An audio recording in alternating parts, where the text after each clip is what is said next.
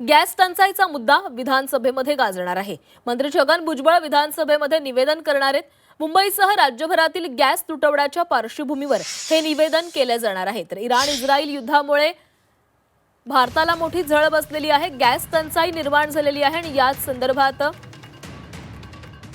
आज विधानसभेमध्ये हा मुद्दा मांडला जाणार आहे। मंत्री छगन भुजबळ विधानसभेमध्ये निवेदन देतील आणि या संदर्भात अधिक बोलणार आहोत। आमचे प्रतिनिधी सीमा आढे आपल्यासोबत आहेत। सीमा, गॅस टंचाईमुळे खरं तर मुंबईमधले अनेक हॉटेल्स देखील बंद झालेले होते आणि येत्या काळामध्ये आणखी हॉटेल्स बंद होतील असा आहार संघटनेचा इशारा आहे। या संदर्भात आहार संघटनेने भुजबळांची भेट देखील घेतलेली होती आणि यानंतर आता भुजबळ हा मुद्दा विधानसभेमध्ये मांडणार असल्याचं कळतंय।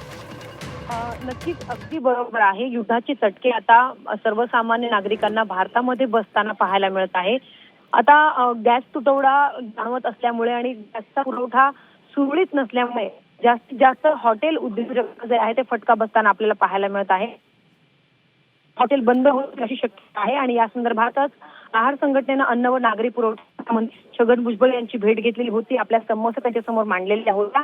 या संदर्भात मध्ये अन्न व नागरी पुरवठा मंत्री छगन भुजबळ निवेदन करतील आणि नक्की सरकारी पातळीवरती कशा पद्धतीने कारवाई सुरू आहे आणि जास्ती लोकांना त्रास होणार नाही, गॅसचा जो पुरवठा आहे तो सुरळीत करण्यासाठी राज्य सरकार आणि केंद्र सरकार कशा पद्धतीने सध्या उपाययोजना करत आहे या संदर्भातली संपूर्ण माहिती छगन भुजबळ आज सभागृहाला देतीलच।